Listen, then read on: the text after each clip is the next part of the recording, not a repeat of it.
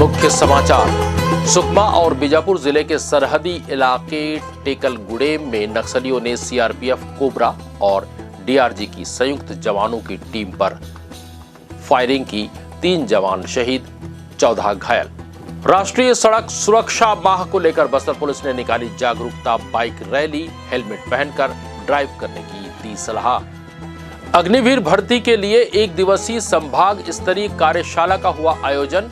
Colonel ने कहा, सेना में भर्ती होने से देश सेवा का मिलता है मौका।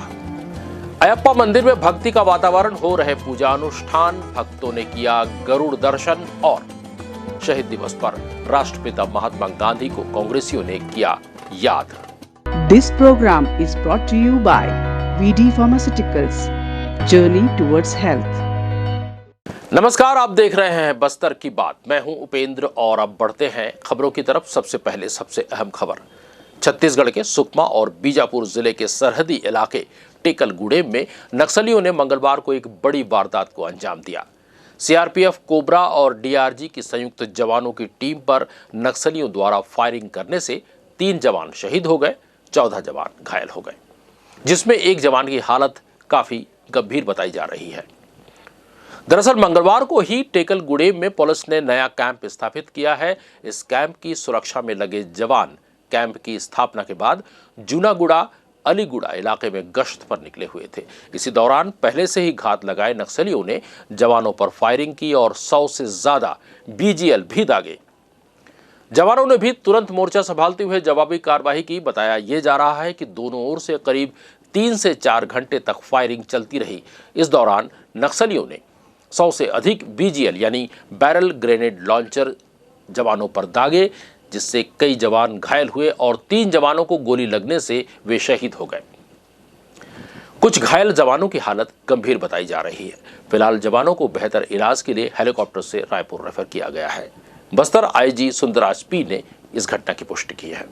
बस्तर संभाग के नक्सल प्रभावित इलाकों में नक्सलवादी अभियान तथा क्षेत्र में विकास कार्य को गति प्रदान करने के उद्देश्य से विगत दिनों में लगातार नवीन सुरक्षा कैंप स्थापित किए गए थे। उसी सिलसिला में आज जिला सुकमा एवं बीजापुर के सीमावर्ती टेकलगुड़ा में भी एक नवीन सुरक्षा कैंप स्थापना किए गए थे। उस कैंप के लिए डीआरजी, एसटीएफ, कोबरा, सीआरपीएफ सभी संयुक्त बल रवाना किए गए थे।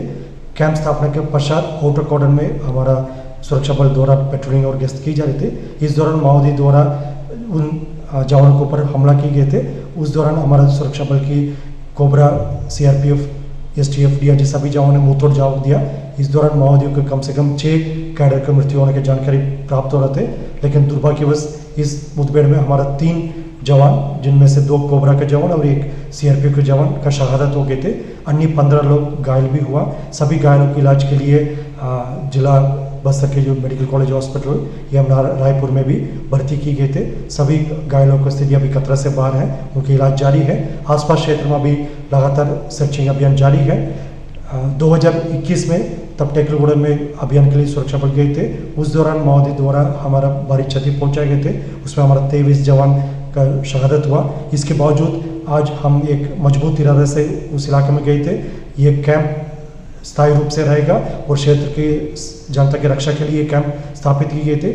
माओवादी की इस घटना के बावजूद हमारा सभी जवानों का मनोबल मजबूत है और हम स्थायी रूप से उसमें रहेगा और आने वाले समय में और मजबूती से इस लड़ाई को लड़ेगा और माओवादियों का जो खासतौर पर पीएलजी पटला पर उनको मुंह तोड़ जवाब देकर इलाके में उनका दबदबा का खत्म करने के लिए हमारा लगातार प्रयास रहेगा। बढ़ते हैं अगली खबर की तरफ। नक्सलियों के मंसूबे को पुलिस जवानों ने नाकाम कर दिया है। सुरक्षा जवानों ने 3 किलो की आईडी बरामद कर उसे निष्क्रिय कर दिया है। दंतेवाड़ा पुलिस अधीक्षक गौरव राय ने मीडिया को जानकारी दी कि मुखबिर से सूचना ये प्राप्त हुई थी कि फोर्स को नुकसान पहुंचाने के उद्देश्य से ग्राम हिरोली के दक्षिण दिशा में नक्सलियों द्वारा आईईडी लगाया गया है। सूचना की तस्दीक के लिए आज यानी मंगलवार को डीआरजी थाना किरंदुल, सीएएफ और बीडीएस की संयुक्त टीम रवाना हुई। डिमाइनिंग कार्रवाई के दौरान ग्राम हिरोली के दक्षिण दिशा में करीब 3 आईईडी क्रमशः लगभग 3 किलो, 1 और 5 किलो की 2 आईडी बरामद किए गए हैं, जिसमें 1 आईडी को मौके पर ही डिस्पोज किया गया। भारतीय सैन्य बलों में अग्निवीर भर्ती के लिए संभाग स्तरीय एक दिवसीय कार्यशाला का आयोजन हुआ। ये कार्यशाला का आयोजन श्यामा प्रसाद मुखर्जी सभागार में किया गया। कार्यक्रम में मुख्य अतिथि कर्नल BS धामी और पुलिस अधीक्षक शशि मोहन सिंह रहे। इस मौके पर कर्नल धामी ने कहा कि वीरता, साहस, जज्बे को राष्ट्रभक्ति में परिवर्तन करने के लिए वर्दी एक मौका देती है। देशभक्ति और देश सेवा के लिए फौजी बनकर एक बेहतर लीडर, समय पर त्वरित निर्णय लेने और मैन पावर का अच्छा उपयोग किया जा सकता है। कर्नल ने अपने सेना में आने की प्रेरणा का उल्लेख करते हुए बताया कि फील्ड मार्शल सैम मानेकशॉ के वक्तव्य से प्रभावित होकर सेना में भर्ती हुए वे और पुलिस अधीक्षक शशि मोहन सिंह ने कहा कि हमारे देश में बलिदान की एक परंपरा है। देश के नौजवानों को देश की रक्षा हेतु जब भी बुलाए जाए तैयार रहना चाहिए। सशक्त भारत के निर्माण में युवा सामने आकर अग्निवीर के रूप में भर्ती होकर देश की सेवा करें। इस मौके पर उन्होंने कविता के माध्यम से युवाओं को प्रेरित करते हुए युवा सामने आए, जीवन के हर क्षेत्र में अपने 100% योगदान दे, राष्ट्र निर्माण पर सहयोग करें। उन्होंने कहा कि देश की रक्षा आर्मी करती है, आंतरिक रक्षा पुलिस करती है। देश की रक्षा राष्ट्र भक्ति के लिए संकल्प होकर कठिन परिस्थितियों में रहकर हमारे जवान देश के लिए अपना सर्वश्रेष्ठ बलिदान देते हैं। मेजर प्रवीण तिवारी ने कहा कि बस्तर की माटी में वीरता का गुण है। अपने जोश को जगाकर फौज में भर्ती हों। जिला सैनिक कल्याण अधिकारी JP पात्रों ने अग्निवीर के वायु और थल सेना की भर्ती गतिविधियों तथा सेना द्वारा दी जाने वाली सुविधाओं के संबंध में जानकारी दी। इसके अलावा मोटिवेशन वीडियो के माध्यम से युवाओं और उपस्थित लोगों को प्रेरित किया गया। इस मौके पर सभी जिलों के रोजगार अधिकारी और बड़ी संख्या में युवा मौजूद थे। अग्निवीर भर्ती के लिए ऑनलाइन पंजीयन और आवेदन 17 जनवरी 2024 से शुरू हो चुकी है, जो आगामी 6 फरवरी तक जारी रहेगी। 34वें सड़क सुरक्षा माह के तहत आज मंगलवार को ऐतिहासिक लालबाग परेड ग्राउंड से हेलमेट जागरूकता अभियान बाइक रैली निकाली गई, जिसे पुलिस अधीक्षक शशि मोहन सिंह ने हरी झंडी दिखाकर रवाना किया। रैली में बड़ी संख्या में पुलिस के जवान, अधिकारी, समाजसेवी संस्थाएं, पत्रकार और आम नागरिक शामिल हुए। बाइक रैली शहर के प्रमुख मार्गों से गुजरते हुए लोगों को हेलमेट पहनने का संदेश दिया और जागरूक करते हुए निकली। इतने लोग सड़क पे अकाल मृत्यु के शिकार हो जाते हैं। दुनिया में न तो कोई महामारी, न कोई आतंकवादी, न ही नक्सली संगठन, दुनिया में कोई भी ऐसी आपात स्थिति नहीं है जितनी मौतें सड़क पे होती है उस आपात स्थिति से होती हो। तो आवश्यकता इस बात की है कि सड़क पर हम जान को कैसे बचाएं, इसके लिए दुनिया का हर व्यक्ति को सोचना होगा और उसमें हेलमेट सबसे ज़रूरी चीज़ है। जब भी एक्सीडेंट होता है, जितनी भी मौतें होती हैं, उसमें आप पाएंगे कि 80% मौत सिर में चोट लगने के कारण होती है। और अगर उस 80% मौत में भी अगर हम ये देखें कि अगर वो व्यक्ति हेलमेट पहने रहता तो निश्चित रूप से उसकी जान बच जाती है। एक उदाहरण मुझे रैली के संबंध में पुलिस कप्तान शशि मोहन सिंह ने जानकारी देते हुए कहा कि ज्यादातर दुर्घटनाओं में मौत का कारण सिर पर चोट होता है। यदि हम हेलमेट पहनकर ड्राइव करें और पर्याप्त प्रोटेक्शन दें तो गंभीर दुर्घटना से बचा जा सकता है। साथ ही उन्होंने कहा कि प्रत्येक नागरिक का जीवन अमूल्य है, परिवार, समाज और देश के लिए अमूल्य है। लोग लापरवाही कर असमय काल के ग्रास में समाते हैं, जो बेहद दुखद होता है। खासकर किसी परिवार का सदस्य का असमय ऐसी दुर्घटना हो जाता है जो कितनी पीड़ादायक, दुखदायी होती है, ये शब्दों में बयान नहीं किया जा सकता। पुलिस का सदा प्रयास रहता है कि लोगों की सुरक्षा सर्वोपरि रहे। लोग यातायात के दिशा निर्देशों का पालन करें, हेलमेट पहनें और अपनी सुरक्षा के साथ परिवार को भी सुरक्षित रखें, साथ ही चालानी कार्रवाई से भी बचें।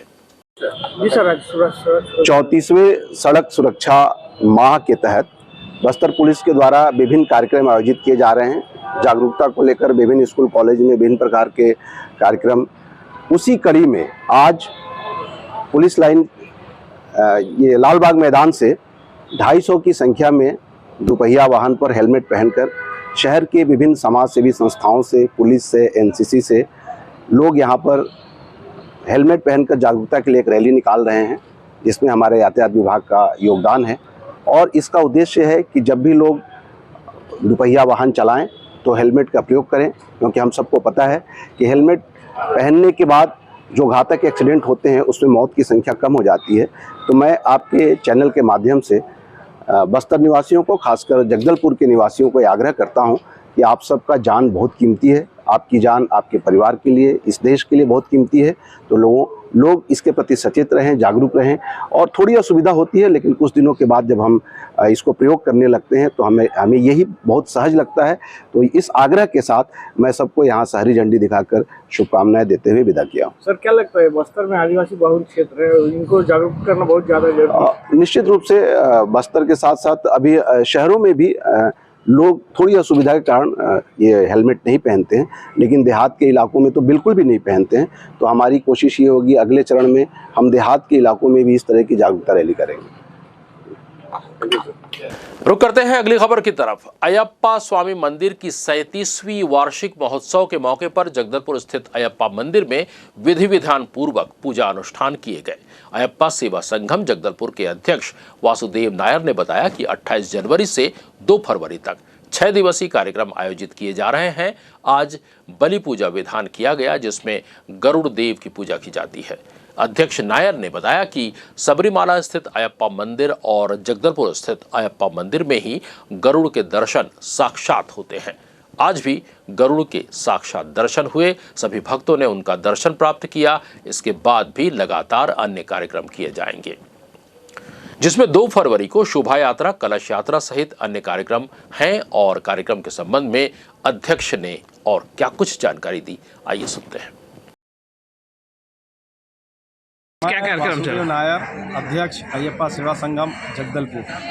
हमारा ये 37वां वार्षिक महोत्सव है और 28/1/2024 से 2/2/2024 तक 6 दिन का महोत्सव है। इसमें आज बलि पूजा का आयोजन किया गया है, जो इस कार्यक्रम का महोत्सव का सबसे अत्यंत महत्वपूर्ण पूजा है, उत्सव बलि पूजा। और इस पूजा के दौरान गरुड़ भगवान के दर्शन होते हैं। आज भी गरुड़ भगवान ने अपना दर्शन देके गए हैं यहाँ पर। और इसके पश्चात आरती के बाद अभी भोजन की व्यवस्था की गई है, अन्नदान की व्यवस्था की गई है। और हमारा 1 तारीख को पल्ली बैठा का कार्यक्रम है, जो अयप्पा मंदिर से श्री राम मंदिर रेलवे कॉलोनी तक जुलूस के रूप में निकलेगी। और वहाँ पे भगवान अयप्पा जो पुरातन काल में अपना शिकार करते थे, तो हम रेलवे में जाके एक जगह उनका ऐसा आर्टिफिशियल शिकारी क्षेत्र बनाएंगे, वहाँ जाके शिकार करने के बाद वापस आएंगे। और 2 तारीख को शोभा यात्रा के साथ इस कार्यक्रम का समापन होगा। 2 तारीख को महादेव घाट जगदलपुर से मेन रोड होते हुए दंतेश्वरी मंदिर, जय महेंद्रकांत ज्वेलर्स, SBI चौक, चांदनी चौक, हिमलांजिन मंदिर होते हुए शोभा यात्रा अयप्पा मंदिर में प्रवेश करेगी। और जो ध्वज चढ़ाया गया है 28 तारीख को, ये ध्वज का अवरोहण जो 28 तारीख को 2 तारीख के 9 बजे किया जाए। और उसके साथ ही हमारे 6 दिन का उत्सव का समापन भी होगा। बलि जैसे रहता है, बलि किस चीज़ की दी जाती है? गरुड़ क्या है? पूजा का नाम है उत्सव बलि। जी जी। इसमें बलि नहीं दिया जाता किसी तरह का। हाँ। पूजा का नाम है उत्सव बलि पूजा। और जैसे गरुड़ आए, उसका क्या महत्व है? गरुड़ अभी भगवान गरुड़ के रूप में अपना दर्शन देने के लिए आते हैं। ये केवल 2 जगह संभव हो पाता है, एक सबरीमला में और दूसरा है जगदलपुर के अयप्पा मंदिर। और कहीं भी अयप्पा मंदिर में गरुड़ का दर्शन नहीं होता है। जी जी। वो देखने के लिए ही दूर दूर से हमारे जितने भक्त लोग हैं सुबह 10 बजे से ही आकर यहाँ पे विराजमान होते हैं। और जैसे ही गरुड़ का दर्शन पाते हैं और उनको नमस्कार करके उनका आशीर्वाद लेते हैं। जी जी, फिर आया लगता है। कमिश्नर श्याम धावड़े ने राष्ट्रपिता स्वर्गीय महात्मा गांधी की पुण्यतिथि पर उनके छाया चित्र पर पुष्प अर्पित कर उन्हें नमन किया। इस मौके पर कमिश्नर कार्यालय के अन्य अधिकारी कर्मचारीगण मौजूद थे। इसके अलावा कलेक्टर कार्यालय के परिसर में स्थित बापू की प्रतिमा पर डिप्टी कलेक्टर AS राणा ने पुष्पाहार अर्पित कर उन्हें नमन किया। इस मौके पर अन्य अधिकारी और कर्मचारी मौजूद थे। मंगलवार को बस्तर जिला कांग्रेस कमेटी द्वारा महात्मा गांधी के चित्र पर पुष्पांजलि अर्पित कर राष्ट्रपिता महात्मा गांधी की पुण्यतिथि मनाई गई। इस मौके पर कांग्रेस कमेटी के पदाधिकारी और कार्यकर्ताओं के द्वारा एक गोष्ठी का भी आयोजन किया गया। इस मौके पर महात्मा गांधी के बलिदान पर कांग्रेसियों ने अपने अपने विचार व्यक्त किए। वक्ताओं ने राष्ट्रपिता महात्मा गांधी की जीवनी पर प्रकाश डालते हुए कहा कि महात्मा गांधी ने सत्य और अहिंसा के मार्ग पर चलते हुए देश की आजादी की लड़ाई में अपना महत्वपूर्ण योगदान दिया है। राष्ट्रपिता महात्मा गांधी एक व्यक्ति न होकर एक विचारधारा थे, जिनके विचारों और मार्गदर्शन पर चलकर आज भारत एक राष्ट्र के रूप में स्थापित हो चुका है। रुक करते हैं अगली खबर की तरफ। 75वें गणतंत्र दिवस के मौके पर तितिर गांव में स्थित गायत्री विद्यापीठ गुरुकुल में inner wheel club of Jagdalpur द्वारा ध्वजारोहण किया गया। स्कूल के बच्चों के बीच क्लब की अध्यक्षा ममता राणा ने झंडा फहराकर और बच्चों के बीच मिठाई वितरित कर गणतंत्र दिवस मनाया। बच्चों को पुरस्कार वितरण के साथ बालिकाओं को 100 सैनिटरी पैड क्लब की ओर से प्रदान किए गए। ममता राणा ने कहा कि बच्चे देश का भविष्य हैं, इन्हें आगे बढ़ाने की जिम्मेदारी शिक्षकों की है। और अब बढ़ते हैं अगली खबर की तरफ। स्वामी आत्मानंद उत्कृष्ट विद्यालय माड़पाल में 75वां गणतंत्र दिवस बहुत ही धूमधाम से मनाया गया। शाला प्रांगण में ध्वजारोहण की ग्राम पंचायत माड़पाल के सरपंच मुख्य अतिथि मंदना नाग द्वारा ध्वज फहराया गया। ध्वजारोहण के बाद विद्यार्थियों और ग्रामवासियों को 75वें गणतंत्र दिवस की शुभकामनाएं देते हुए अपने संबोधन में कहा कि ये हमारे देश के संविधान की खूबसूरती है कि आज राष्ट्रपति जैसे सर्वोच्च पद पर आदिवासी महिला अलंकृत है। संस्था के प्राचार्य अशोक यादव ने भी अपने संबोधन में विद्यार्थियों और पालकों को शुभकामनाएं दी। शिव सिंह चंदेल ने विद्यार्थियों को दिए गए संबोधन में संविधान के विषय में विस्तृत जानकारी देते हुए संविधान में किए गए व्यवस्था से ही यह संभव हो पाया है कि 26 जनवरी के मौके पर स्वामी आत्मानंद शासकीय उत्कृष्ट शाला माड़पाल में सांस्कृतिक कार्यक्रमों का भी आयोजन किया गया। सांस्कृतिक कार्यक्रम अंतर्गत कुल 14 लोक नृत्य और 1 नुक्कड़ नाटक की प्रस्तुति दी गई, जो एक से बढ़कर एक थी।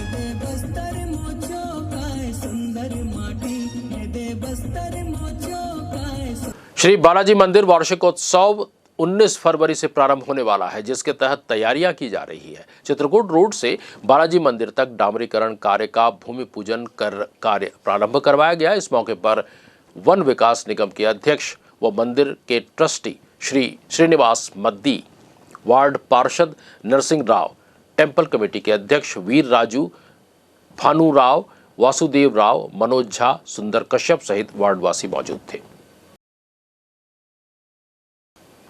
प्रदेश कांग्रेस अध्यक्ष बस्तर सांसद दीपक बैज ने भाजपा के प्रदेश अध्यक्ष किरण देव के निवास पर पहुंचकर उनके पिता स्वर्गीय कुमार लक्ष्मी नारायण देव को श्रद्धांजलि अर्पित की। हिंदी साहित्य के प्रसिद्ध आलोचक डॉक्टर धनंजय वर्मा, जिनका देहावसान 28 जनवरी 2024 को भोपाल में हो गया था, उनके संस्मरण में एक शोक सभा का आयोजन प्रगतिशील लेखक संघ जगदलपुर द्वारा स्थानीय लाला जगदलपुरी केंद्रीय जिला ग्रंथालय में 29 जनवरी 2024 को किया गया। लेखक संघ की मौजूदगी में सदस्यों ने डॉक्टर धनंजय वर्मा को श्रद्धांजलि अर्पित करते हुए 2 मिनट का मौन धारण किया। उन पर विचार व्यक्त करते हुए आकाशवाणी जगदलपुर के पूर्व उद्घोषक और वरिष्ठ रंगकर्मी M.A. रहीम ने कहा कि डॉक्टर धनंजय वर्मा की शिक्षा जगदलपुर में कठिन पारिवारिक परिस्थितियों में हुई। उन्होंने जीवन संघर्षों से एक मुकाम हासिल करने में कामयाबी पाई। जगदलपुर के कॉलेज में अध्यापन करते हुए वे अपने विद्यार्थियों को साहित्य और नाटकों का अध्ययन करने को प्रेरित किया करते थे। रंगमंच और नाटकों से संबंधित एक नई दृष्टि उन्हें डॉक्टर धनंजय वर्मा से मिली। मदन आचार्य, डॉक्टर योगेंद्र मोतीवाला, जगदीश चंद्र दास और प्रकाश चंद्र जोशी ने भी दिवंगत डॉक्टर धनंजय वर्मा का स्मरण कर श्रद्धांजलि दी।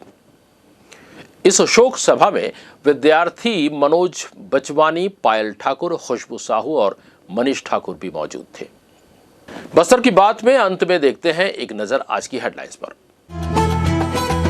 मुख्य समाचार। सुकमा और बीजापुर जिले के सरहदी इलाके टेकलगुड़ेम में नक्सलियों ने सीआरपीएफ कोबरा और डीआरजी की संयुक्त जवानों की टीम पर फायरिंग की। 3 जवान शहीद, 14 घायल। राष्ट्रीय सड़क सुरक्षा माह को लेकर बस्तर पुलिस ने निकाली जागरूकता बाइक रैली। हेलमेट पहनकर ड्राइव करने की दी सलाह।